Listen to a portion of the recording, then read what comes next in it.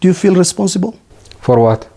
For what is actually happening in Somalia? We didn't create the problem. We responded to a problem that was already created. Your opponents accuse you of taking Ethiopia to war in Somalia unilaterally and for your own political gains. What would you say to them? I tell them this is stupid. This is a stupid accusation. Because we have a written request from the transitional government asking us to help them. We are in Addis Ababa and talking to Ethiopian Prime Minister Meles Zenawi. Late last year, he sent his troops to Somalia to help the government there. What was supposed to be a quick operation continues to drag on, and Ethiopian forces are today involved in what some describe as a civil war. And they are not done yet. Somalia remains in chaos. Now, moving on to Somalia, Mr. Prime Minister, the security and humanitarian situation there is deteriorating by the day. Thousands have been displaced and hundreds, including your forces, have been killed. Do you feel responsible? For what? For what is actually happening in Somalia? We didn't create the problem. We responded to a problem that was already created by terrorists.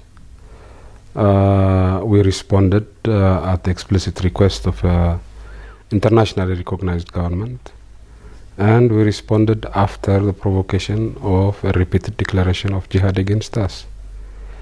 Now, we naturally regret the fact that the humanitarian situation in Mogadishu, and I separate Mogadishu and Somalia, they are not the same thing. Mogadishu is the capital of Somalia, but it's not the sum total of Somalia. 9 months ago, that you would be taking out your troops in a matter of weeks. It's now a year since your troops went into Somalia. How long more will they stay there? I'm not sure, because you see, my expectation was that the African Union would send peacekeeping troops to replace our troops. The African Union has tried its very best, but doesn't have the money. And those with the money have not been as forthcoming as we thought they would be. And so, if we withdraw now, we would be creating a vacuum. And that would be horrendous in terms of security and humanitarian situation in Mogadishu. What we see now would be a picnic compared to what would happen if we were to withdraw in a precipitate manner. So while we would wish to withdraw, we would not wish to do so in an irresponsible fashion. The options are either for the Somalis to take care of their own problems, which means we have to build their security capability, or the African Union will have to take care of the problem. You've recently been quoted as saying that you wanted to be relieved of the burden Somalia is to Ethiopia. Why are you feeling the pressure now? Well, first of all, keeping Ethiopian troops in Somalia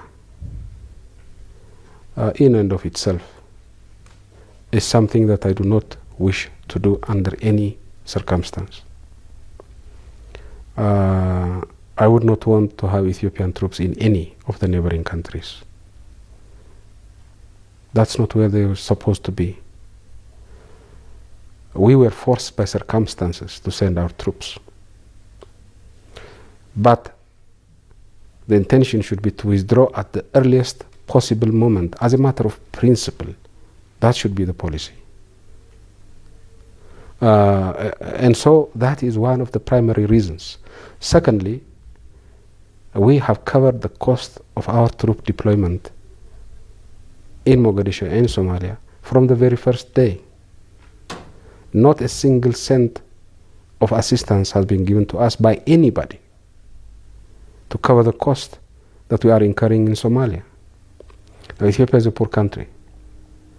While we have to support our cousins in Somalia, there is a limit to what we can do. So because of this, we want to withdraw our troops at the earliest moment. We want to be relieved of the burden, either by the Somalis themselves or by somebody else. Are you giving any deadlines? I have given estimates of the time that would be appropriate for us to withdraw from Somalia. I've been wrong in the past. So I wouldn't want to be wrong a second time.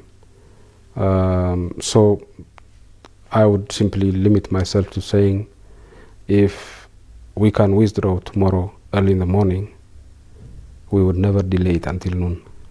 Your military offensive in Somalia, which in your own words was meant to tackle extremism, seems to have just fueled that. How do you react to that? I don't think it has fueled it.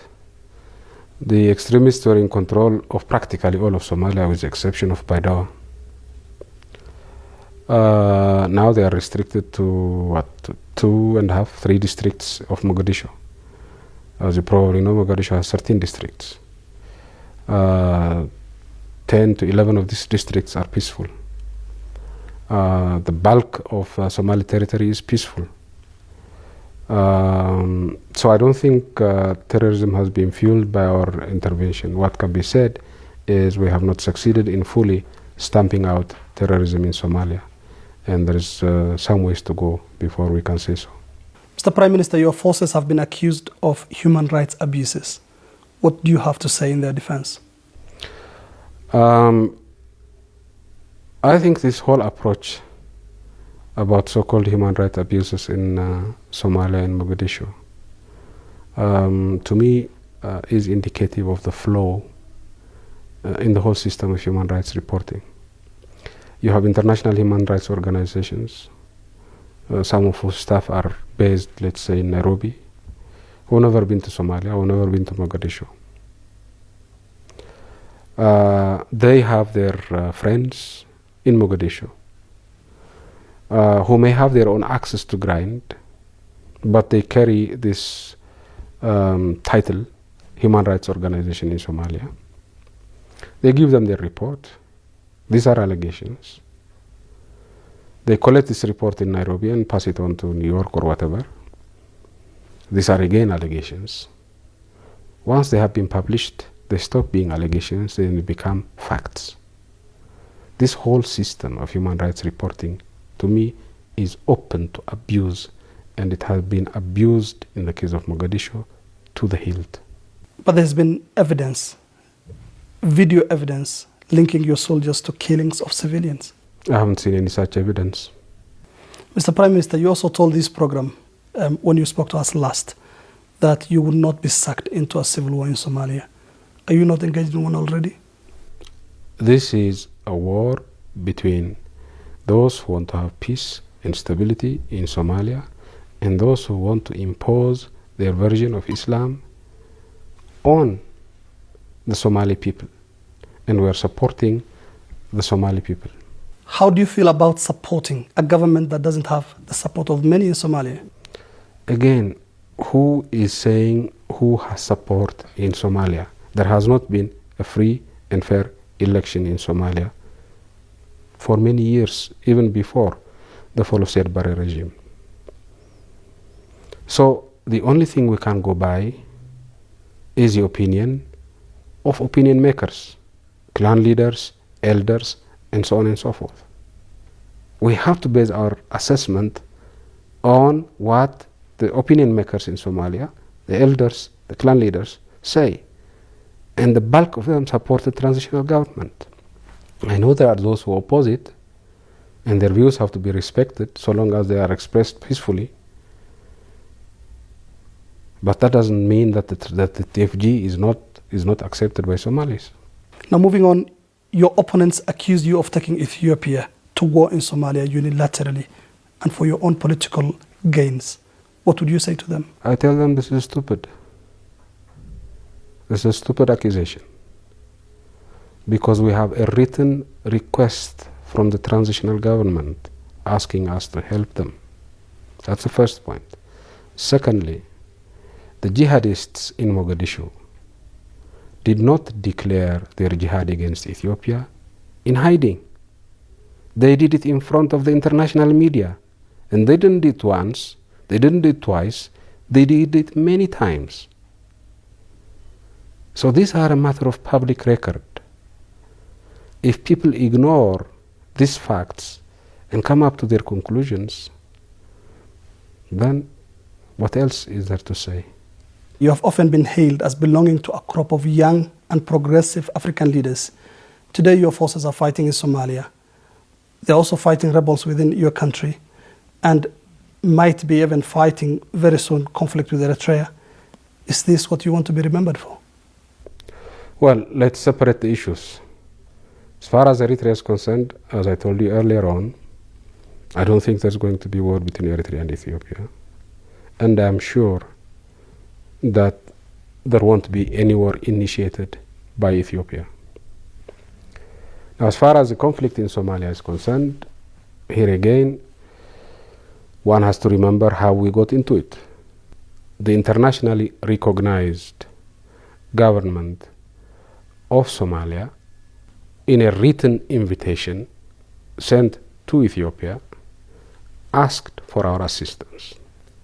The African Union tried its best to send peacekeepers to Somalia.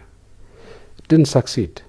Didn't succeed because those who have the money have not provided the money for the African Union to send peacekeeping troops. So I don't think the fact that there are these conflicts is something that anybody can be proud of.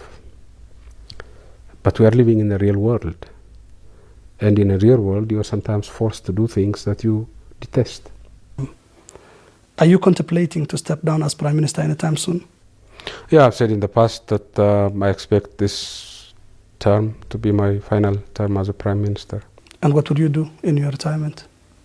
I have not planned that far out into the future, but I'm sure I'll be around in Ethiopia. I would be in a position to do things that I would have liked to do, but I've not had the time to do in the past. I have a lot of hobbies. I'll probably pick up one or two of those hobbies.